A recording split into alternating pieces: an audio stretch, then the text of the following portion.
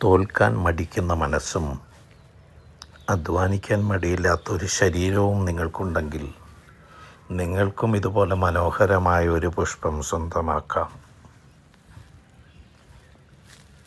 ഈ പൂവിൻ്റെ ഇതളുകളിൽ തേനുണ്ണാനെത്തുന്ന പൂമ്പാറ്റകളെയും ഈ മനോഹരമായ പൂക്കളുടെ ഇലകളിൽ താളം പിടിക്കുന്ന കാറ്റിനെയും നിങ്ങൾക്ക് സ്വന്തമാക്കാം. സ്നേഹമെന്ന് പറയുന്നത് ഈ വർണ്ണരാജികളുടെ ഇടയിൽ നിന്നും ആകാശത്തിൻ്റെ അതിരുകളിലേക്ക് പറന്നു പോകുന്ന പ്രശാന്ത സുന്ദരമായ ഒരു വെളിച്ചത്തിൻ്റെ കിരണമാണ്. പാദരക്ഷകളില്ലാതെ ചെളിയിലൂടെ ഈ മണ്ണിലൂടെ നഗ്നപാതരായിട്ട് നിങ്ങൾ നടക്കുമ്പോൾ നിങ്ങളുടെ ശരീരത്തിലേക്ക് പ്രകൃതി അറിഞ്ഞു നൽകുന്ന ഒരു ഊർജമുണ്ട്. അതാണ് ഈ പൂക്കളിൽ കാണുന്നത്. വേരുകളിലൂടെ, കറുത്തിരുണ്ട വേരുകളിലൂടെ, അതിൻ്റെ കാണ്ഡങ്ങളിലൂടെ,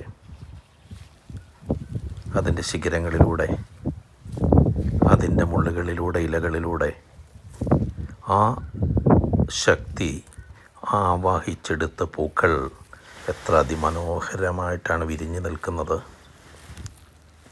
മണ്ണിനടിയിലെ വേരും മണ്ണിന് മുകളിലുള്ള പൂക്കളും ഒന്ന് സങ്കല്പിച്ചു നോക്കൂ.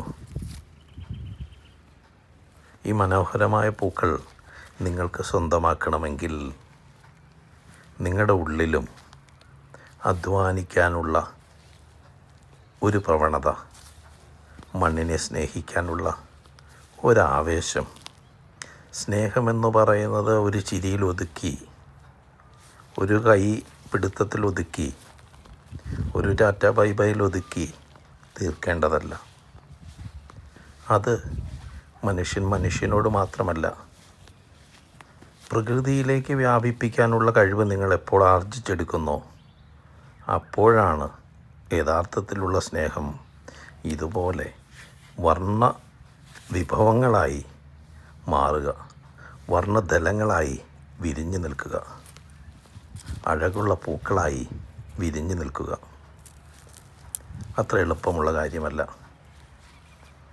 വിയർക്കുക, ചെളി പുരണ്ട വസ്ത്രങ്ങളിടുക, ചെരുപ്പുകൾ ഉപയോഗിക്കാതെ നടക്കുക, പൊടി പിടിച്ച കൈകൾ